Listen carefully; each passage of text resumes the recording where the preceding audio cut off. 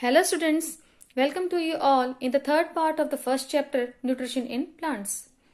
In previous video, we discussed mode of nutrition in plants and about the process of photosynthesis. हमने previous video में पढ़ा था कि plants chlorophyll के presence में फोटोसिंथेसिस की प्रोसेस के थ्रू अपना फूड बनाते हैं और इसे हम ऑटोट्रॉफिक मोड ऑफ न्यूट्रिशन कहते हैं. Today we will read other mode of nutrition in plants in which plants make their food in the absence of chlorophyll. Now how it is possible? They use the heterotrophic mode of nutrition. ऐसे plants जिनमें chlorophyll नहीं पाया जाता है, जिसमें chlorophyll की absence होती है, वो हेटेरोट्रॉफिक मोड ऑफ न्यूट्रिशन के थ्रू अपना खाना बनाते हैं. In figure 1.5, you see a yellow wiry branch structure twining around the stem and branches of a tree. आप फिगर 1.5 में इजीली देख सकते हैं, यहाँ एक ग्रीन ट्री है बहुत बड़ा, जिसके ऊपर पतली पतली स्टेम आपको येलो कलर की दिखाई देंगी. This is the plant called cuscuta. ये एक केस्क्यूटा प्लांट है. जो येलो कलर का आप देख रहे हैं वो केस्क्यूटा प्लांट है. It does not have chlorophyll, जिसमें क्लोरोफिल नहीं होता है.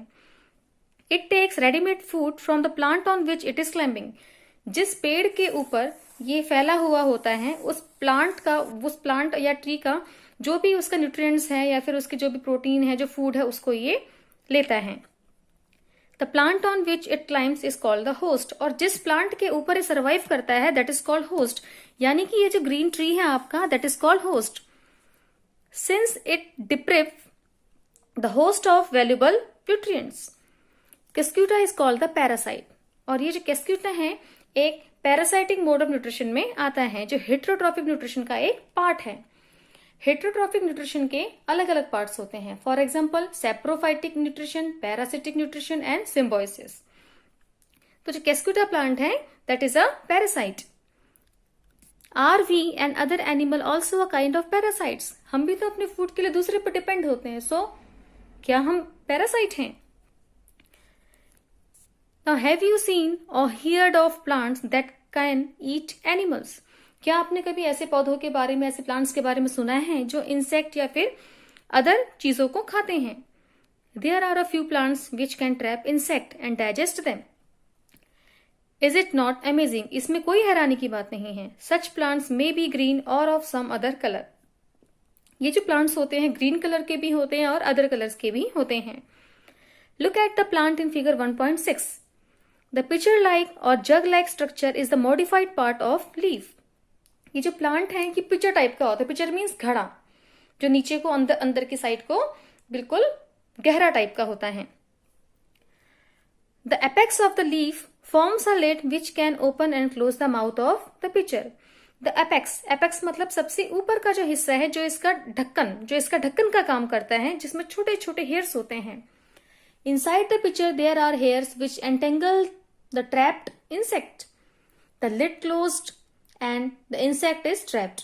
The insect is killed by the juices secreted in the pitcher and its nutrition are absorbed. Such insects eating plants are called insectivorous plants. अब हमारे mind में ऐसा आएगा, plants की टीथ तो होते ही नहीं है कि वो टीथ के थ्रू उन जो इंसेक्ट्स है उनको चबाएंगे. तो ये क्या करते हैं, जब प्लांट्स के इस पोर्शन में जब वो कीड़ा या कोई इंसेक्ट आता है, वो उसमें फंस जाता है. जो उसमें हेयर्स होते हैं वो उस कीड़े को अपने उसमें फंसा लेते हैं.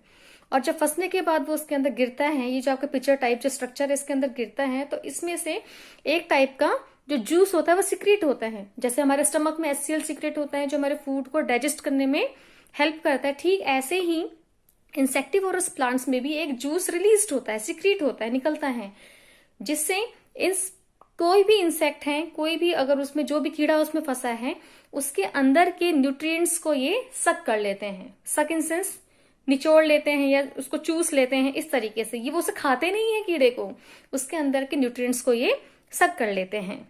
सो ऐसे कई सारे एग्जाम्पल हैं. आपका वीनस फ्लाई ट्रैप है, सनड्यू है and other also.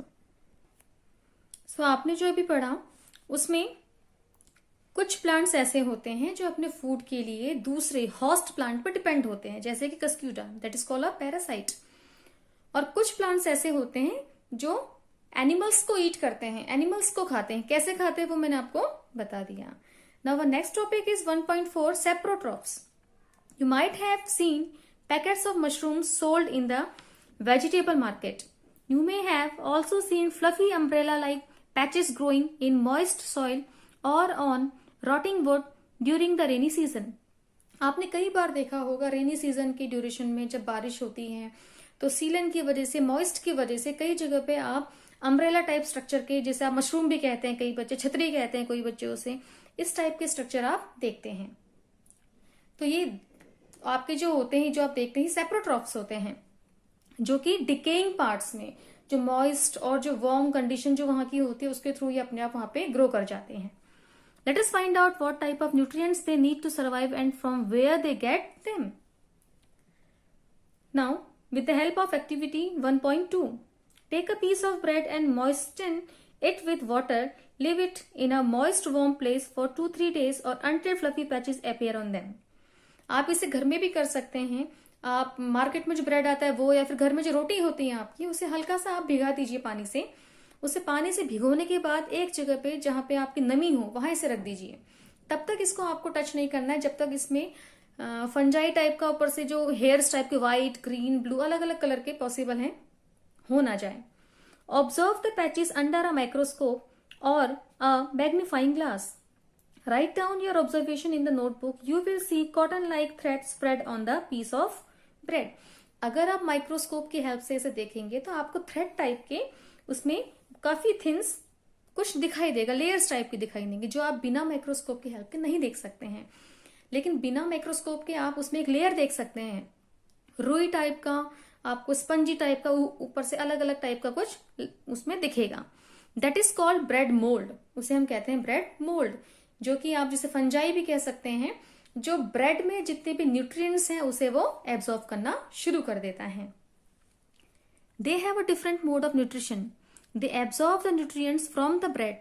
This mode of nutrition in which organisms take in nutrients from dead and decaying matter is called saprotrophic nutrition.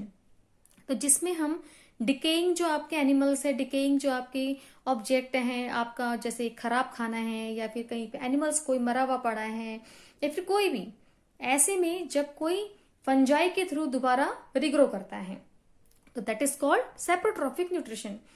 ये हमेशा आपके डिकेइंग पार्ट्स में, डेड एंड डिकेइंग मैटर में ही ये grow करते हैं। Such organism with saprotrophic mode of nutrition are called saprotrophs. Fungi also grow on pickles, leather clothes and other articles that are left in hot and humid weather for a long time. During the rainy season, they spoil many things. Ask your parents about the menace of fungi in your house. आपने कई बार देखा होगा कि हम अपने घरों में जब जाड़ों का मौसम होता है तो बिस्तर बाहर धूप में सुखाते हैं। कई बार हम अचार बनाते हैं, अचार को भी धूप में रखा जाता है। अगर आप अचार को धूप में नहीं रखोगे तो उसमें फंजाई ऊपर से व्हाइट व्हाइट कलर का कुछ लग जाता है। तो फंजाई की वजह से काफी चीजें हमारे घर की स्पॉइल हो जाती हैं। When they land on wet and warm things, जब गीली और बाहर का जो आपका क्लाइमेट है, तापमान है, क्लाइमेट है, वो कैसा होता है, गर्म होता है। दे जर्मिनेट एंड ग्रो, वो खुद जर्मिनेट होके ग्रो कर जाते हैं। Now can you figure out how we can protect our things from getting spoiled. तो इन सब चीजों से, स्पॉइल होने से अपनी चीजों को हम क्या कर सकते हैं। Some organism live together and share both shelter and nutrients. कुछ ऑर्गेनिज्म ऐसे होते हैं जो शेल्टर और न्यूट्रिशन यानी कि फूड के लिए और शेल्टर के लिए एक दूसरे पे डिपेंडेंट होते हैं। This relation is called symbiosis. इन्हें हम कहते हैं सिम्बायोसिस।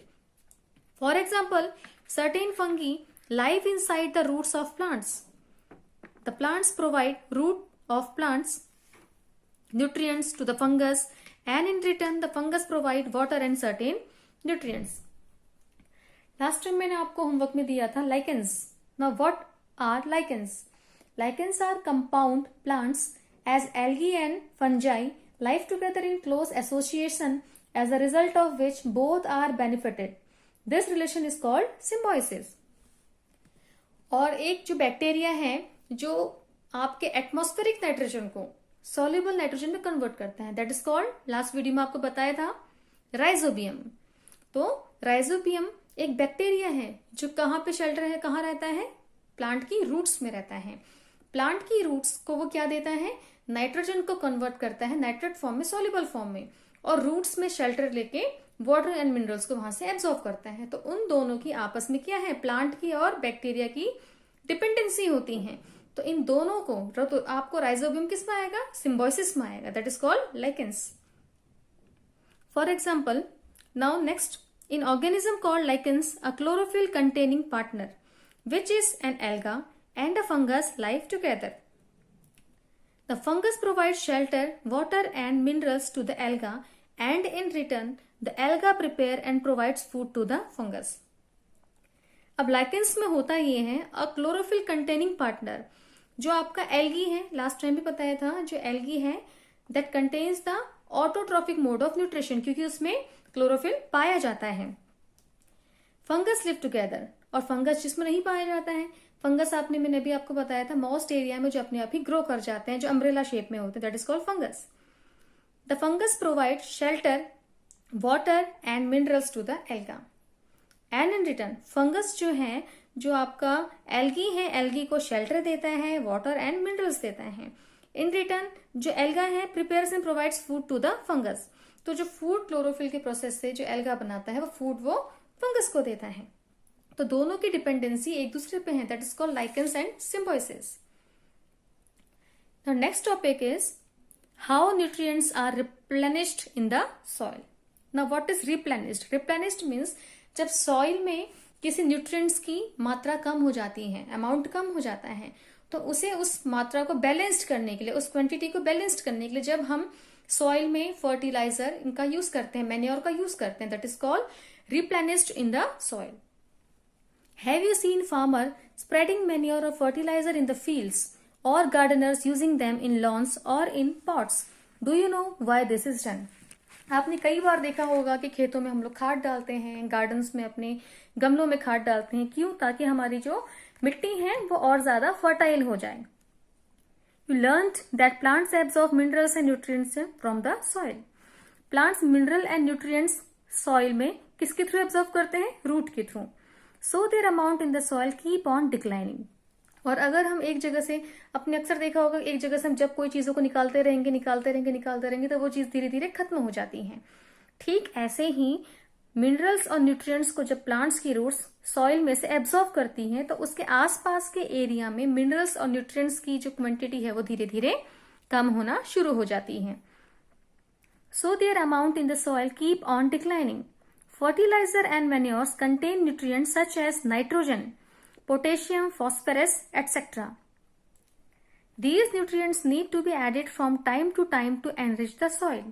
अब हम मैन्योर, फर्टिलाइजर्स, इन सब का यूज क्यों करते हैं? ताकि हम एनरिच द सॉइल, जो मिट्टी की फर्टिलिटी है उसे इंक्रीज कर सकें। We can grow plants and keep them healthy if we can fulfil the nutrients requirement of plants. अगर हम प्लांट्स की जो रिक्वायरमेंट है न्यूट्रिएंट्स की वो फुलफिल कर दें, सॉइल में अगर क्वांटिटी कम है तो हम फर्टिलाइजर के थ्रू उसे बैलेंस्ड कर दें, तो जो भी आपके प्लांट्स है या फिर जो भी आपकी क्रॉप्स है वो बहुत अच्छी होगी। Usually crop plants absorb a lot of nitrogen and the soil becomes deficient in nitrogen. और अक्सर होता ये है कि जो प्लांट्स होते हैं एब्सॉर्ब कर लेते हैं, जो आपके गैसियस जो नाइट्रोजन है वो तो सॉल्युबल फॉर्म में होती है मिट्टी में, तो जिसकी वजह से नाइट्रोजन की डेफिशिएंट कमी हो जाती है। You learn that through nitrogen gas is available in plenty in the air, और सबसे ज्यादा हमारे एटमॉस्फेयर में नाइट्रोजन गैस ही होती है। Plants can not use it in the manner of they can use carbon dioxide. जिस तरीके से प्लांट्स एटमॉस्फेयर में से कार्बन डाइऑक्साइड को इनटेक करते हैं वो नाइट्रोजन को इनटेक नहीं कर सकते हैं। They need nitrogen in a soluble form, hence addition of fertiliser and manures enriches the soil. The bacterium called rhizobium can take atmospheric nitrogen and convert it into a usable form. But rhizobium cannot make its own food. अभी मैंने आपको बताया कि rhizobium एक ऐसा bacteria है जो कि अपना फूड खुद नहीं बनाता है, उसकी डिपेंडेंसी दूसरों पे है। So means heterotrophic mode of nutrition. So it is often lives in the roots of grams, peas, moong, beans and other legumes and provide them with nitrogen. जो आपकी दलहन की फसलें होती हैं उनमें नाइट्रोजन सबसे ज्यादा पाया जाता है, जिसमें राइजोबियम क्या करता है, उसे सॉल्युबल फॉर्म में कन्वर्ट करता है। In return the plants provide food and shelter to the bacteria. और राइजोबियम नाइट्रोजन को सॉल्युबल फॉर्म में कन्वर्ट करता है। इन रिटर्न जिन प्लांट्स के रूट्स में राइजोबियम शेल्टर लेता है वो उसे फूड प्रोवाइड करते हैं। दे दस हैव अ सिम्बायोटिक रिलेशनशिप। इस तरीके से राइजोबियम और प्लांट्स के बीच में सिम्बायोटिक रिलेशनशिप हुआ। This association is of great significance for the farmers. They can reduce the use of nitrogenous fertiliser where leguminous plants are grown. जहां पे दलहन की फसलें ज्यादा होती है वहां हमें फर्टिलाइजर का यूज कम करना पड़ता है। वाई? क्योंकि इन्हीं में आपके राइजोबियम बैक्टीरिया सबसे ज्यादा पाए जाते हैं जो कि नाइट्रोजन को ज्यादा से ज्यादा एब्जॉर्ब कर लेते हैं। Most of the pulses dal are obtained from leguminous plants. In this chapter, you learned that most of the plants are autotrophs. Only a few plants are parasitic or saprotrophic. They derive nutrition from other organisms. All animals are categorized as heterotrophs since they depend on plants and other animals for food. So, इस chapter में आपने mode of nutrition में हेट्रोट्रॉफिक्स, saprotrophic, lichens किया है, what is fungi, what is lichens, ये सारी चीजों को आपने पढ़ा है। तो इसके बेस पे मैं आपको कुछ क्वेश्चंस दूंगी जिसे आपको अपनी रफ कॉपी में बहुत ही अच्छी हैंडराइटिंग में लिखना है।